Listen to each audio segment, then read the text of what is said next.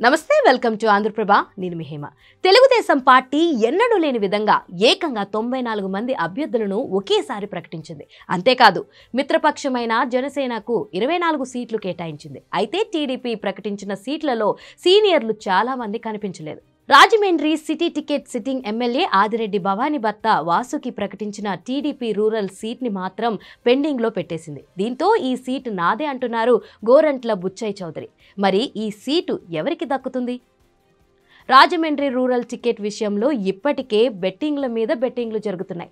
గెలుపు కోసం ఈ బెట్టింగ్లు కాదు, రూరల్ టికెట్ ఎవరికి ఇస్తారన్న దాని మీద ఆ seat TDP sitting MLA Gorantla Butchaiah చౌదరికా లేక జనసేన నేత కందుల దుర్గేష్కా అన్న చర్చ నడుస్తుంది.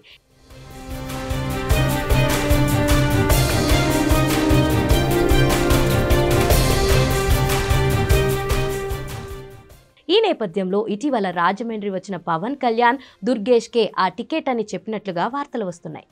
అయితే చంద్రబాబు రిలీజ్ చేసిన 94 మంది అభ్యర్థుల లిస్టులో రాజమండ్రి రూరల్ లేదు. ఈ సీటు విషయంలో అటు కందుల ఇటు గోరంట్ల మధ్య హోరాహోరీ పోరు సాగుతుండడంతో పెండింగ్లో పెట్టారని అంటున్నారు. దాంతోనే ఆ సీట్ని ప్రకటించలేదు అని సమాచారం. దీని మీద గోరంట్ల బుచ్చయ్య చౌదరి మాట్లాడుతూ రాజమండ్రి రూరల్ టికెట్ తనకే అని ధీమాగా చెప్పారు. ఈ విషయంలో తనకే సీట్ ఇస్తామని చంద్రబాబు చెప్పారని కూడా ఆయన అంటున్నారు. మరోవైపు చూస్తే పవన్ రాజమండ్రి రూరల్ టికెట్ని ప్రకటించలేదనే గుర్తు చేశారు.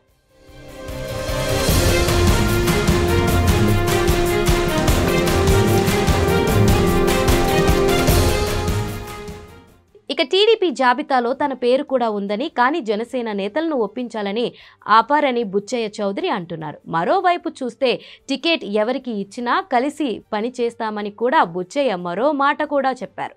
అంటే టికెట్ తనదే అని చెబుతూనే ఈ మాట కూడా ఆయన అనడంతో ఈ సీట్ ఖచ్చితంగా గోరంట్లకు ఇస్తారా లేక దుర్గేష్కి ఇస్తారా అన్నది చర్చనీయాంశమవుతుంది.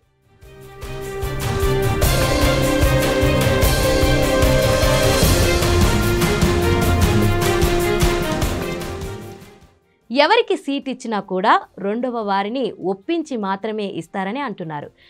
ఎందుచేతనంటే ఒకరికి ఒకరు సపోర్ట్ చేసుకోకపోతే మాత్రం చాలా ఇబ్బందులు వస్తాయని కూడా రెండు పార్టీల అధినాయకత్వాలకు తెలుసు అని చెబుతున్నారు. అదేవిధంగా చూస్తే బుచ్చయ్య సీనియర్ మోస్ట్ లీడర్.